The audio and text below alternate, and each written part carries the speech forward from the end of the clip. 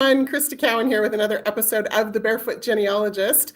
This is episode 5 in our series called Between the Leaves. Now, if you've missed our previous episodes in this series, I encourage you to go back and watch them. I will provide links in the video description when we're done today. So the first episode was just an introduction to some behind the scenes at Ancestry. Episode 2, we had Quentin Atkinson on, where he talked about how Ancestry gets records to put online. Episode 3, where we talked with Sally about digital imaging and how Ancestry creates digital images out of original records. Episode 4, last week we talked with, or 2 weeks ago, we talked with Lisa about indexing. And today we are going to wrap up our content pipeline by talking about how Ancestry prepares records for publishing and then publishes them to the site. So joining me today is Nick Stoddard from our publishing team. Nick, welcome. Thanks for having me. So glad you're here, and I'm super excited for this conversation because it's probably the piece of the content production pipeline that I personally know the least about. So before we dive into exactly what you and your team do, tell us a little bit about how long you've been with Ancestry, what jobs you've held with the company, what brought you to Ancestry. Yeah, well, I've been doing genealogy since I was 10 years old, back when Ancestry was a baby. So I remember using it to look up SSDI entries, and I eventually ended up marrying a professional genealogist and ended up getting a job at Ancestry. So I've been on the publishing team the whole time I've been here. I think I've had 8 different jobs all on the publishing team. So it's been exciting and I love it. So And now you're running the show there, right? I guess so. Well, so the last few episodes, we talked about imaging and indexing. Now, your team is the team that comes in and gets everything processed and published to the site. And so I'd love to just walk through what steps your team takes to get the records ready to publish. And so the first thing, if I understand the process correctly, is what we call record standardization. Can you tell us a little bit about that? Yeah, definitely. This was something I was originally hired to do 14 years ago. And it is standardizing data so that it's more easily used by customers. So an example would be taking variations of the state of Utah spelled out and making them consistent. So Utah may be spelled UT or UTA or UTH. I've frequently seen it misspelled as UTHA. There's all sorts of variations, and we try to make those standard and spelled out Utah. And what that allows, yeah, what that allows customers to do is they can search under Utah and they actually get Utah. They don't have to know all of these variations of Utah to find it. Right. And so for places like things like places, like a birthplace in a census and how it might have been written by the census taker, we can standardize those things pretty easily, right? Because we know what it should have been. Correct. Yes, we have some underlying authorities that we use. That's what we call them. Okay. And we have lists of like, here's valid places in 1800 in England, and here's valid relationships and things like that we use. Okay, so on a record like a census where we know what to expect as far as like a birth location or a relationship to the head of household, it's easy to have some of those data validation things in check. But what about for things like names, where like a name could be spelled any number of ways? Do we also have any kind of validation process that those fields go through? Yes, so names are a lot more unique because I spell my name Nicholas with an H. Some people decide not to use an H, and they're not wrong. So they just do it differently. So we do use authorities also for names to identify how likely a name is to be correct.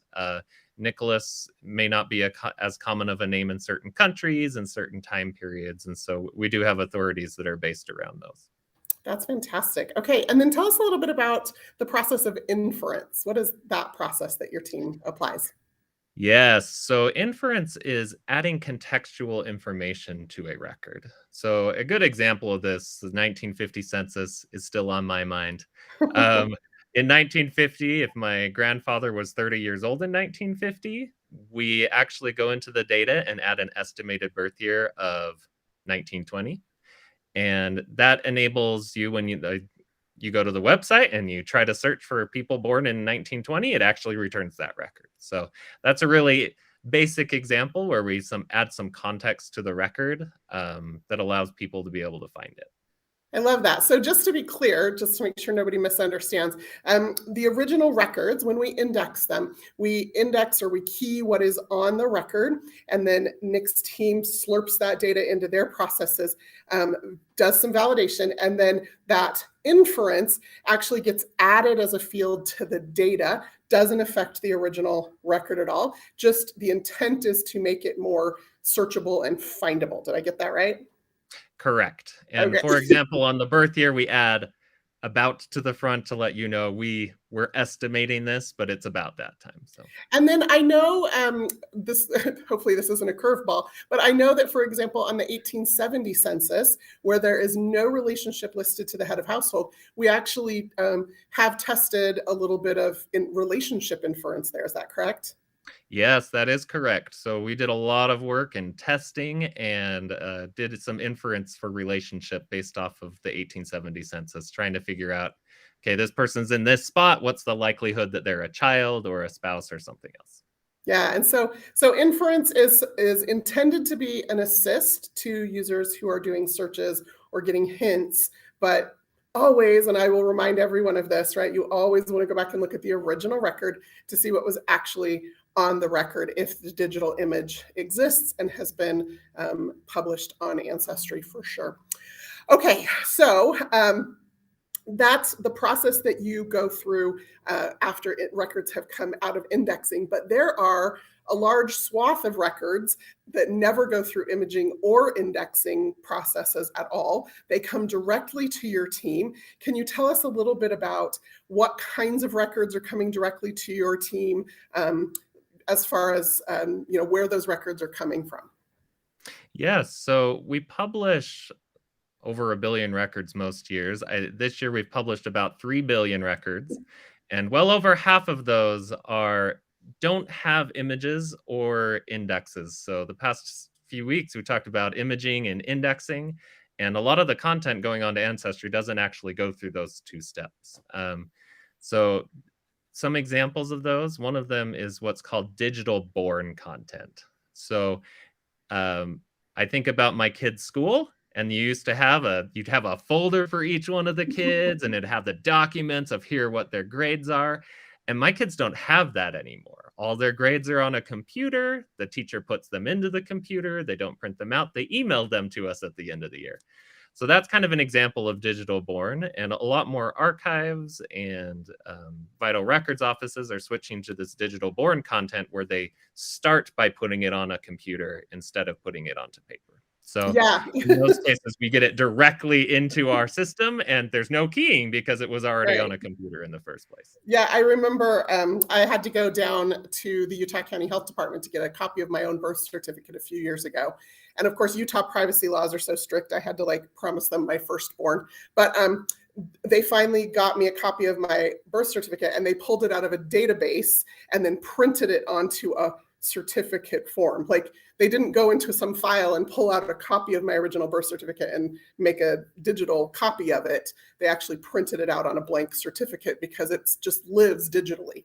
And so lots of those digital born, but also even in some cases digitally converted records where the originals no longer exist. I think the Social Security Death Index started out in some kind of manual form and has since become fully digital as well. Yep. That's so, okay. So another category of records that come directly to your team, do not go through the imaging or indexing teams here at Ancestry, are our web crawl or web search records. Can you tell us a little bit about what those are? Yes. So we have a program. It's similar to how an internet search engine works, where we crawl websites and we create an index to the website. Ours is a little different than some of the search engines because it's very focused on family history.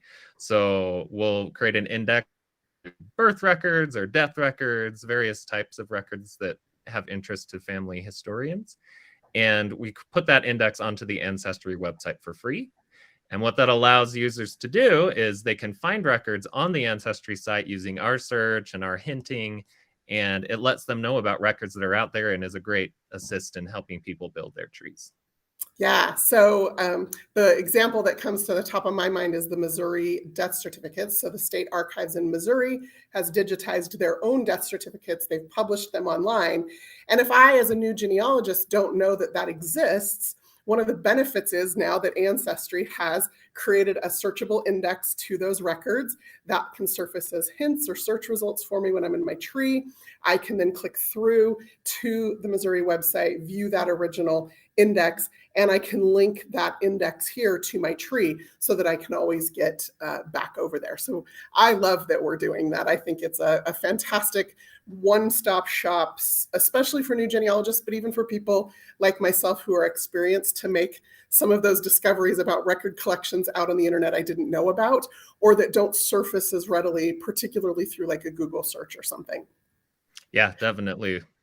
Okay, well, then the third category of records that come directly through your team have to do with records from other Ancestry properties in particular. So things like Find a Grave. Ancestry purchased Find a Grave several years ago, and we have created a searchable index to that. And then most recently, Ancestry purchased Geneanet, and just within the last couple of weeks, I think we launched the index to the Geneanet trees. Do you want to tell us just a little bit about that collection in particular?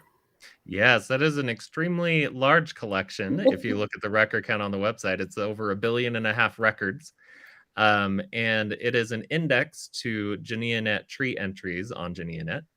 And it is extremely valuable, especially in European areas that you may be doing research. It has a lot of people that have done research in European trees. And similar to what you mentioned with Find a Grave, we direct you back to the tree on Geneanet. So it's an index that helps you find information, helps you with your tree, but also makes you aware of other content that exists out there. Yeah, I love that we're doing that. As much as Ancestry would like to have all the records in the world natively on our site, that's not very realistic. But the fact that we can point to these records elsewhere and give people a guide to finding where the original record is. As a genealogist, I would always rather know a record exists and where to find it, if that it's an option between that and not having any record at all, for sure. Yep, definitely.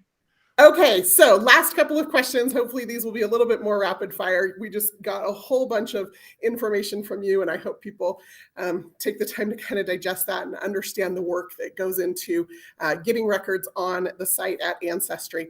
So after records are published, so your team puts them through all these processes, publishes them to the website so that they're hintable and searchable, but sometimes there are still errors. There are errors in the original records themselves. There are errors in the transcriptions, even after they've run through your processes. As we're dealing with billions of records, literally, then sometimes there are errors. So users, and hopefully all of you know this, can submit corrections. There's a link on every record page where you can add an alternate to any information that has been keyed there. And then sometimes there's also some larger errors that sneak in, and we have mechanisms for users to report those as well. So your team, I understand, Nick, is the team that handles those. So can you tell us a little bit about how you prioritize them and exactly what happens to those user submitted corrections and then the larger error reports? Yeah, so we actually have a team that focuses on improving our data. And those user corrections are a really important way for our data to get improved. We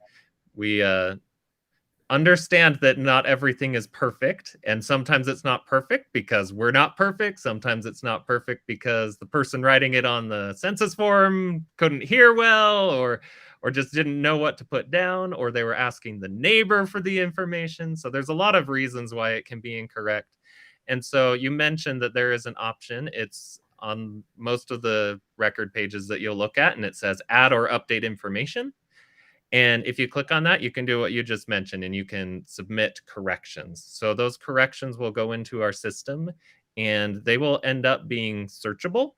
So other people can search for the information, and it'll help hint other people's trees. It'll do a lot of good things. So I actually view adding those user corrections as kind of paying it forward to the next cousin of yours that's looking for that record. So I searched for years to find the census record for my great grandfather, and it turned out his name was just spelled terribly wrong. And I went in and added a correction for it. And now in the future, people searching for him will actually be able to find him. So it's a great way to pay it forward to future people and for you to find it again yourself. Fantastic. Well, how many people are on the publishing team? What kind of workforce are we working with getting all of this amazing work done? So at the moment, we have about 35 people. They're spread out across multiple states and countries, and they all do a great job. We have an amazing team. Fantastic. And then last question for you. What is your favorite thing about working here at Ancestry?